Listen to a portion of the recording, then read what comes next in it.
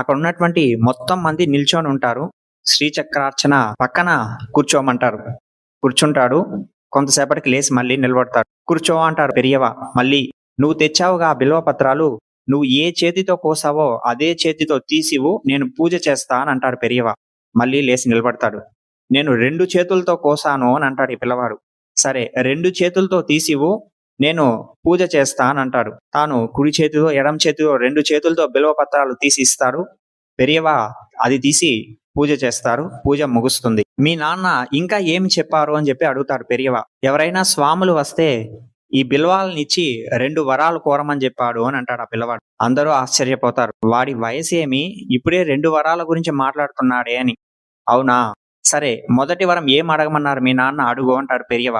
నాకు తెలిసిన ఎన్ని కీర్తనలు పాడుతానో అవన్నీ మీరు వినాలి, ఇదే నా మొదటి వరం అని అంటాడు. మహాపెరియవకి సంతోషం. సరే పాడు అని అంటారు. ఈ పిల్లవాడు అనర్ఘలంగా అన్ని కీర్తనలు పాడుతాడు.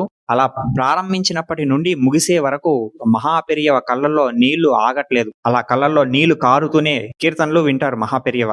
సరే 2వ వరం ఏమని అడగమన్నారు మీ నాన్న, అడుగు అంటారు మహాపెరియవ. దానికి ఈ పిల్లవాడు అంటారు, స్వామి వెళ్లే రోజు చివరిలో మాత్రమే అడగాలని చెప్పారు మా నాన్న అని అంటాడు. ఓ అలాగా, ఇదేదో బాగుందే, సరే అయితే వెళ్లే రోజు అడుగు అని అంటారు పరమాచార్య. అలాగే ప్రతిరోజు కూడా బిల్వం తెచ్చి అని చెప్పి అంటారు.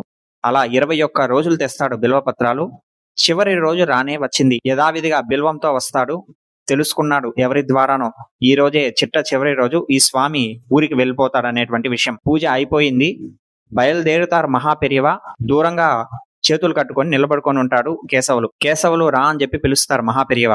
నీ 2వ వరం ఏదో ఉందని చెప్పి అన్నావు కదా, మీ నాన్న అడగమన్నారని, ఇప్పుడు అడుగు అని అంటారు. 2వ వరం అడుగు అని అంటారు. ఎవ్వరూ ఇవ్వలేని వరాన్ని అడిగేస్తాడు కేశవులు. ఏమడిగాడో తెలుసా అండి? ఈ జన్మనే చివరి జన్మ అవ్వాలి, నాకు మోక్షం కావాలని చెప్పి మా నాన్న అడగమన్నారు, నాకు మోక్షం కావాలి అని చెప్పి అడిగేస్తాడు. అయిపోయింది. అక్కడ ఉన్నటువంటి వారంతా స్తంభించిపోతారు 2వ వరానికి. ఈ వయసులో మోక్షం అంటే కూడా ఏంటో తెలియదు, వాళ్ళ నాన్న అడగమని చెప్పారని చెప్పి మోక్షం అడిగేస్తున్నాడే అని చెప్పి పరమాచార్య ఆశ్చర్యపోతారు.